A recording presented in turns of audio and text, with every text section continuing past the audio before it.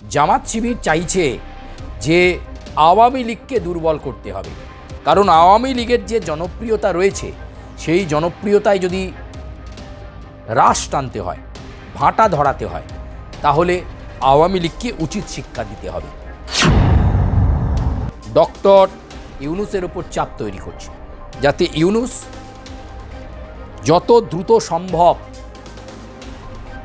এই ইনুর একটা চরম সাজা ব্যবস্থা করে দেয়। ইনুকে ফাঁসি বা এই ধরনের মৃত্যুদণ্ড দিয়ে দিলে জামাত একটা দৃষ্টান্ত স্থাপন করতে পারবে যে আওয়ামী লীগের নেতারা এখন আর তাদের কাছে কোনো ফ্যাক্টর নয়, যে দেখো ইনুর অবস্থা আমরা কি করেছি, কি চরম শাস্তি তাকে দেওয়া হলো, সাজা দেওয়া হলো। এই স্ট্যাবলিশটা যদি এই নির্বাচনের আগেই 12ই ফেব্রুয়ারির আগেই করা যায়, তাহলে জামাত শিবির একটা আলাদা অক্সিজেন পাবে। একজন বর্ষিয়ান নেতা, বর্ষিয়ান খেলোয়াড়, তার মৃত্যু কামনা করছে জামাত, আর তাতেই নাকি জামাতের ভাগ্য ফিরবে, বাংলাদেশে জামাত ক্ষমতায় আসবে, এই স্বপ্ন তারা দেখতে শুরু করেছেন। প্রিয় দর্শক বন্ধু, এই প্রতিবেদন যখন আপনাদের সামনে রাখছি ততক্ষণে বাংলাদেশে নির্বাচনের দিন ঘোষণা হয়ে গেছে। আপনারা সবটা জেনে গেছেন যে 12ই ফেব্রুয়ারি ভোট। আমরা আজকে সেদিকে নজর রাখবো না, আজকে নজর রাখবো বাংলাদেশে এই যে নির্বাচনের প্রেক্ষাপট, সেই সময়টায়, ঠিক সেই সময়টায় বাংলাদেশে সেই জামাত শিবির ঠিক কী চাইছে।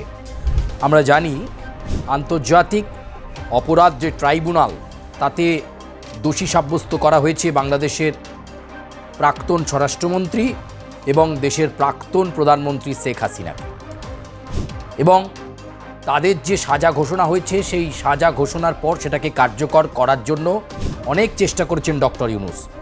ভারতবর্ষের কাছে চিঠি গেছে, এমনকি খলিলুর রহমান তিনি ভারতবর্ষে ঘুরে গেছেন, অজিত দোভালের সঙ্গে মিটিং করে গেছেন।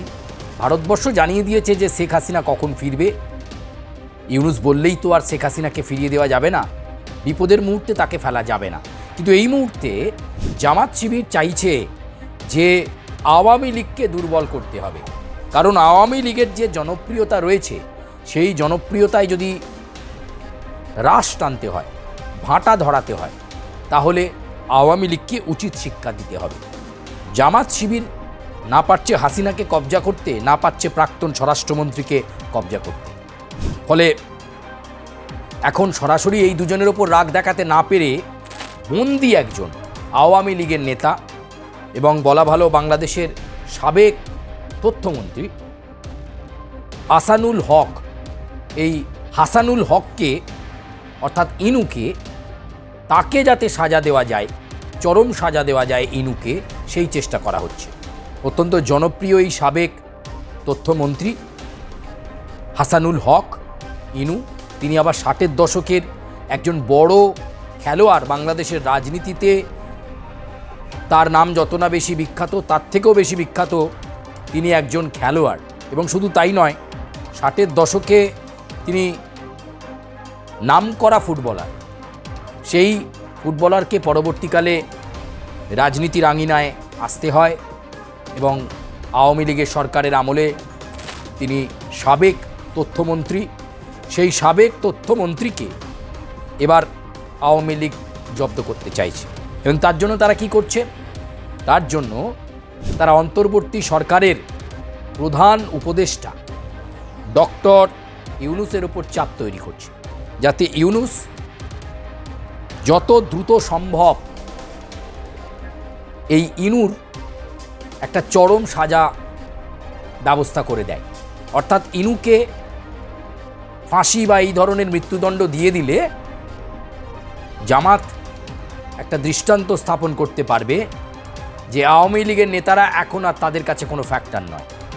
তাই হাসানুল হককে সাজা দিয়ে নিঃশেষ করে দিলে আওয়ামী লীগের নেতাকর্মীরা যারা রয়েছেন তাদের মনোবল ভেঙে যাবে, সাধারণ মানুষ ভয় পেতে শুরু করবে।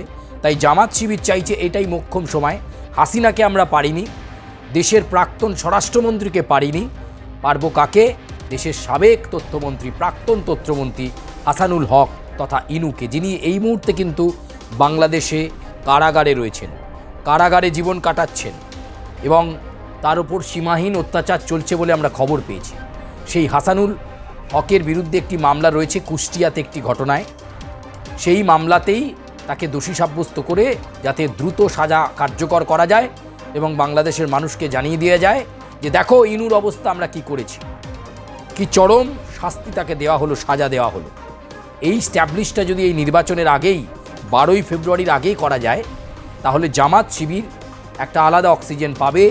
এবং যেহেতু অন্তর্বর্তী সরকারের প্রধান উপদেষ্টা মনে করছে যে আওয়ামী লীগের বিকল্প হিসাবে আওয়ামী লীগের ভোট নাকি চলে যাবে জামাতে এবং জামাত দেশের শাসন ব্যবস্থায় চলে আসবে, আর জামাত শাসন ব্যবস্থায় এলেই রাষ্ট্রপতি হয়ে যাবেন ডক্টর ইউনূস, এই স্বপ্ন তিনি দেখছেন।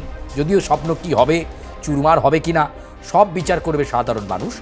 কিন্তু এই মুহূর্তে বাংলাদেশের রাজনীতি ভীষণভাবে আবর্তিত হচ্ছে এবং এই হাসানুল হক অর্থাৎ ইনুকে যেভাবে হোক মৃত্যুদণ্ড কার্যকর করলে শান্তি পাবে জামাত এবং ওটাই তাদের নির্বাচনে বড় হাতিয়ার হবে। জামাতের এটা এখন মূল ইস্যু এবং সে কারণে ডক্টর ইউনূসকে তারা তদবির করছে যে ওই কুষ্টিয়ার মামলাতে তাকে দ্রুত সাজা ঘোষণা করিয়ে দেওয়া হোক, কারাগার থেকে বের করে নিয়ে এসে তাকে একেবারে ফিনিশ। অর্থাৎ দেখুন, একজন বর্ষিয়ান নেতা, বর্ষিয়ান খেলোয়াড়, তার মৃত্যু কামনা করছে জামাত, আর তাতেই নাকি জামাতের ভাগ্য ফিরবে, বাংলাদেশে জামাত ক্ষমতায় আসবে, এই স্বপ্ন তারা দেখতে শুরু করেছেন। প্রিয় দর্শক বন্ধু, এরপর কি হয়, হাসানুল হক বেঁচে থাকেন কি না তার দিকে যেমন নজর থাকবে, বাংলাদেশের আরও বিশেষ সংক্রান্ত বিষয়ে আপনাদের কাছে আমরা জানাতে থাকব এবং অবশ্যই ভোটের দিন কি হতে চলেছে সেটাও জানাবো। হাসানুল হক তথা ইনু বেঁচে থাকেন কি না, নাকি আবার আগের মতো সহমহিমায় তিনি ফিরবেন, সেটার দিকেও নজর থাকবে। ধন্যবাদ।